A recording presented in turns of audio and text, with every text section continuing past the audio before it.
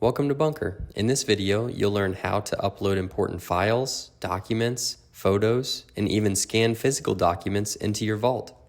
To get started, you'll create folders. You can select from a list of commonly used folders or create your own. And anything you load into your vault can be accessed even if you don't have Wi-Fi or cellular connectivity. Upload files from your phone, computer, or iPad. You can even take physical documents and turn them into PDFs. Click into the folder you just created and select Scan Documents. Once your camera's open, have the document in full view and it'll automatically scan it.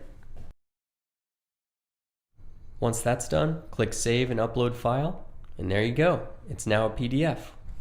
Save it for your record keeping or send it inside or outside of BUNKR. Also inside your vault is a section for notes. Use notes to plan trips, track projects, or jot something down for a quick reference before deleting it. You can also manage your to-do list by checking things off when you've completed them. Thanks for watching the video. I hope it's been helpful, and if you have any further questions, feel free to reach out to BUNKR support in your direct messages.